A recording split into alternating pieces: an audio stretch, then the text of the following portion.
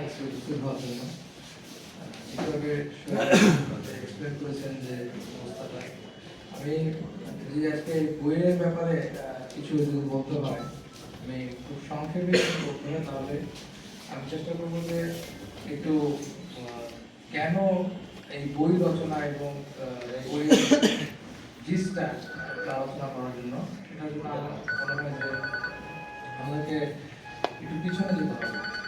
পিছনে যেতে হবে এই কারণে, কারণ যেই কারণে আমরা সবসময় বলে থাকি যে আসলে আমার মরহুম পিতার মৃত্যুর জন্য পতিত ফ্যাসিস্ট সরকার দায়ী, সেটা কি কারণে বলি এবং সেটার ব্যাখ্যা বিশ্লেষণ আমার আশা করি বই পড়লে আপনারা জানতে পারবেন।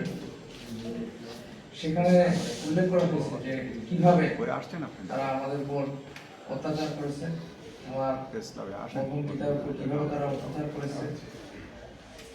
দেখা গিয়েছে যে একই মামলায় একই অভিযোগকে দুবার খাতা দেওয়া সম্ভব নয় এবং একটি অভিযোগে পৃথক মামলা দেওয়া সম্ভব নয়, সেটা আমাদের সাংবিধানিক ভাবেই সম্ভব না। আর্টিকেল 35(2 আমাদের সংবিধানের যে বর্তমানে এখনো যে সংবিধান আমরা জানি বাংলাদেশের সংবিধান হিসেবে, সেই সংবিধানে আর্টিকেল 35(2 অনুযায়ী সম্ভব ছিল না এবং তৎকালীন সময়ে সম্ভব ছিল না। এবং আর্টিকেল 39 অনুযায়ী ফ্রিডম অফ প্রেস নিশ্চিত করা ছিল। একটি সংবাদকে ঘিরে একটি মিথ্যা বানোয়াট মামলায় তাকে গ্রেপ্তার করা হয়। গ্রেপ্তার করার মূল উদ্দেশ্য ছিল তাকে শুধু গ্রেপ্তার করতে হবে, না মামলার কোনো ভিত্তি ছিল, না মামলার কোনো ফ্যাক্ট একটার সাথে একটা কোনো যোগসংযোগ ছিল, না এটা কোনো মামলার কোনো হাত পা ছিল না, কোনো কিছু ছিল না, কোনো ভিত্তি ছিল না মামলার। এবং এই মামলা শুধুমাত্র প্রতিহিংসা জেলে এই মামলা করা হয় এবং এই মামলার কারণে তাকে দীর্ঘদিন কারাবাস রাখা হয় বিনা চিকিৎসা। সবচেয়ে বড় ব্যাপার ছিল তার যে মৌলিক অধিকার ছিল চিকিৎসা, সেটা থেকে তাকে বঞ্চিত করার একটা সুকৌশল ছিল তাদের জন্য।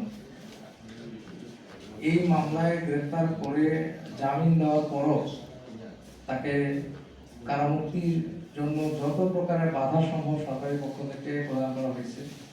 আমরা চিকিৎসার জন্য তাকে বহুবার জেল কোড অনুযায়ী আমরা সমস্ত নিয়ম মেনে তার চিকিৎসার জন্য আমরা আবেদন করেছি এবং কোর্ট থেকেও বলা হয়েছিল যে জেল কর্তৃপক্ষ চাইলে তাকে চিকিৎসা দিতে পারবে, কিন্তু তারা কেউ সেই কথা কর্ণপাত না করে তারা তাকে চিকিৎসা না দিয়ে বিনা চিকিৎসায় 17 মাস কারাগারে রেখেছে। তিনি ক্যান্সার আক্রান্ত ছিলেন এবং তার একটি কিডনিও ছিল না ওই সময়।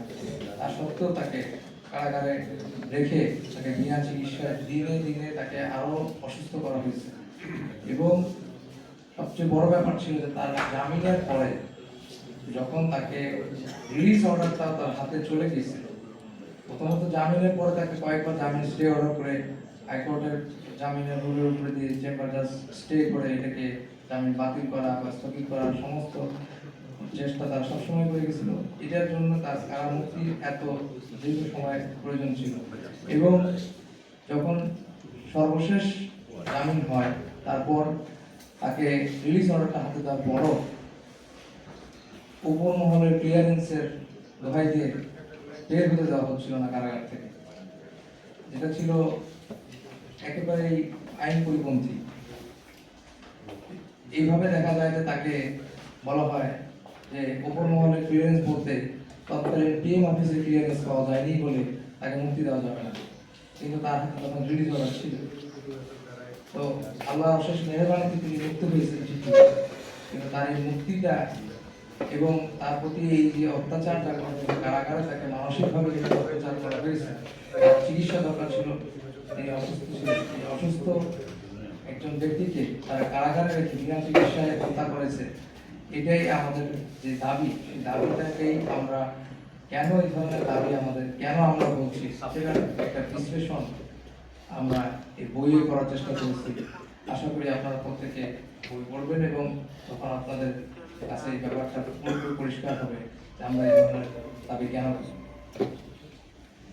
এবং আজকে এই অনুষ্ঠানে আমরা তার সংগ্রামী জীবনের উপর একটা প্রামাণ্য চিত্র তৈরি করেছি, সেটা কিছুক্ষণের মধ্যে আশা করছি আপনাদের সামনে আমরা প্রদর্শন করব এবং আশা করি আপনারা প্রত্যেকেই এই অনুষ্ঠানের বাকি সময় জুড়ে আমাদের সাথে অংশগ্রহণ করবেন। ধন্যবাদ সবাই।